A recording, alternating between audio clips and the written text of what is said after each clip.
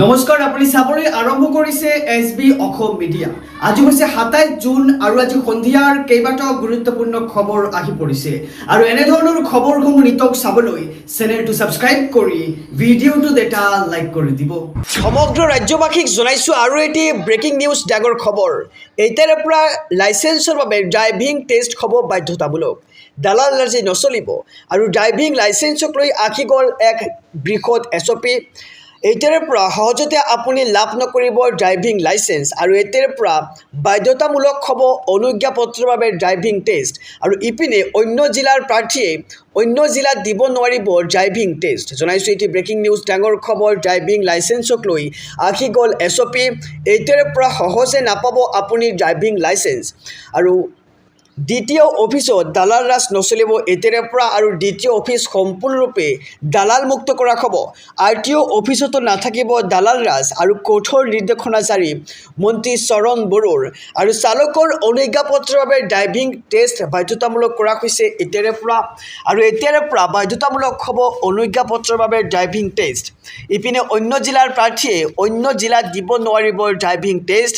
বিগত সময়ত ড্ৰাইভিং টেষ্টৰ সময়ত বহু অভিযোগ উত্থাপন হৈছিল আৰু ইয়াৰ পিছতে কঠোৰ হৈছে পৰিবহণ মন্ত্ৰী চৰণ বড়ো আৰু অন্য জিলাৰ প্ৰাৰ্থীয়ে অন্য জিলাত দিব নোৱাৰিব ড্ৰাইভিং টেষ্ট আৰু ড্ৰাইভিং লাইসেন্স পাবলৈ পৰীক্ষা দিব লাগিব আবেদনকাৰীয়ে।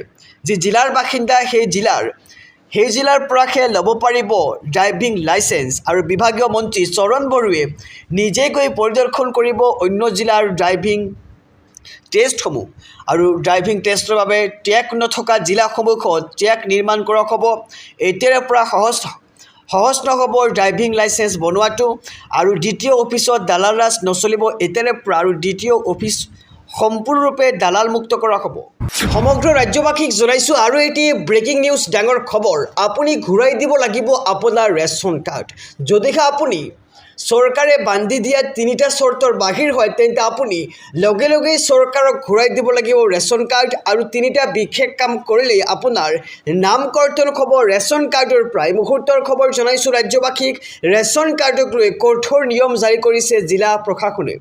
এই মুহূৰ্তৰ খবৰ জনাইছো এতিয়া ব্ৰেকিং নিউজ। বান্ধি দিয়া চৰ্তৰ বাহিৰ হ'লেই ঘূৰাই দিব লাগিব আপোনাৰ ৰেচন কাৰ্ডখন আৰু 3টা বিশেষ কাম কৰিলেই নাম কৰা যাব আপোনাৰ ৰেচন কাৰ্ডৰ পৰা আৰু ৰেচন কাৰ্ডক লৈ কঠোৰ নিয়ম জাৰি কৰিছে জিলা প্ৰশাসনে। এই 3বিধৰ গৰাকী হ'লে আপুনি নাপাব ৰেচন কাৰ্ড।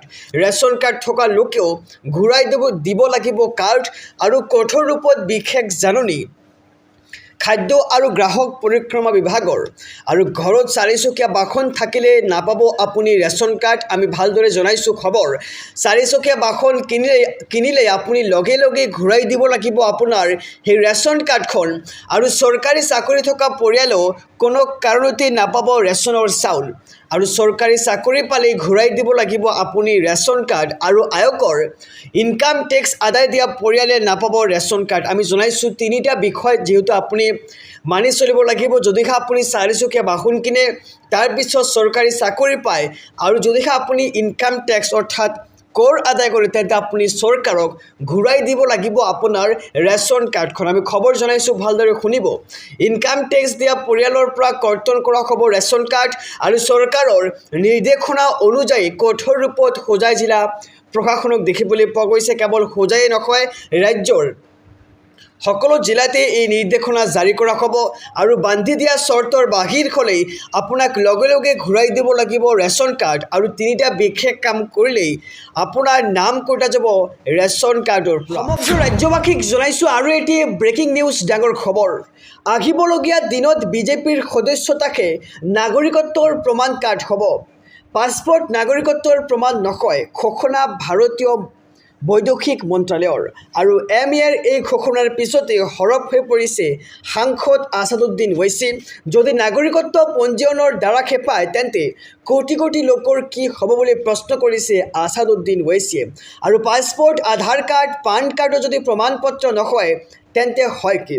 কেন্দ্ৰীয় চৰকাৰক এইবাৰ কঠোৰ সমালোচনা আছাদুদ্দিন ওৱেইছী জনাইছোঁ সমগ্ৰ ৰাজ্যবাসীক এটি ব্ৰেকিং নিউজ ডাঙৰ খবৰ পাছপোৰ্ট নাগৰিকত্বৰ প্ৰমাণ পত্ৰ নকয় ঘোষণা ভাৰতীয় বৈদেশিক মন্ত্ৰালয়ৰ আৰু MEAৰ ঘোষণাৰ পিছতেই সৰব হৈ পৰিছে এইবাৰ MIMৰ নেতা আছাদুদ্দিন ওৱেইছী আৰক্ষীয়ে ভেৰিফিকেশ্যন কৰিহে নাগৰিকক পাছপোৰ্ট প্ৰদান কৰে যদি নাগৰিকত্ব পঞ্জীয়নৰ দ্বাৰাকে পায় তেন্তে কোটি কোটি লোকৰ কি হ'ব বুলি এতিয়া ডাঙৰ প্ৰশ্ন উত্থাপন কৰিছে আছাদুদ্দিন ওৱেইছীয়ে পাছপোৰ্ট আধাৰ কাৰ্ড পান কাৰ্ডো যদি প্ৰমাণ পত্ৰ নকয় তেন্তে হয় কি এতিয়া বিজেপিয়ে মন গলি ক'ব আপুনি ভাৰতীয় নাগৰিক নহয় বুলি কিন্তু চৰকাৰক এবাৰ কঠোৰ সমালোচনা এআই MIMৰ মুৰব্বী আছাদুদ্দিন ওৱেইছীৰ সমগ্ৰ ৰাজ্যবাসীক জনাইছোঁ আৰু এটি ব্ৰেকিং নিউজ ডাঙৰ খবৰ বিশ্বৰ সৰ্ববৃহৎ ধৰ্ম হ'বলৈ গৈ আছে ইছলাম ধৰ্ম দ্ৰুতগতিত বৃদ্ধি পাইছে ইছলামৰ জনসংখ্যা জনাইছোঁ এটি ব্ৰেকিং নিউজ ডাঙৰ খবৰ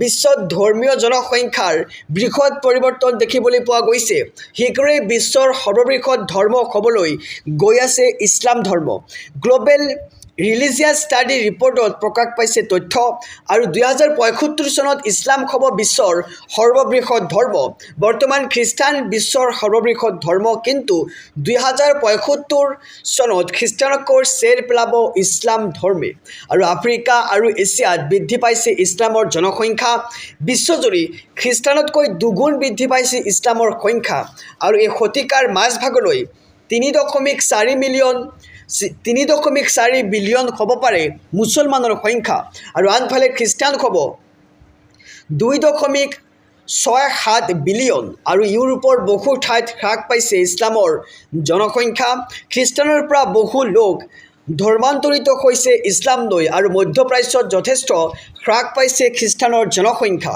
আৰু বিশ্বত হিন্দু হৈছে চতুৰ্থ বৃহত্তম ধৰ্ম বিশ্বৰ 99% হিন্দু বাস কৰে এছিয়া আৰু পেচিফিক অঞ্চলসমূহত আৰু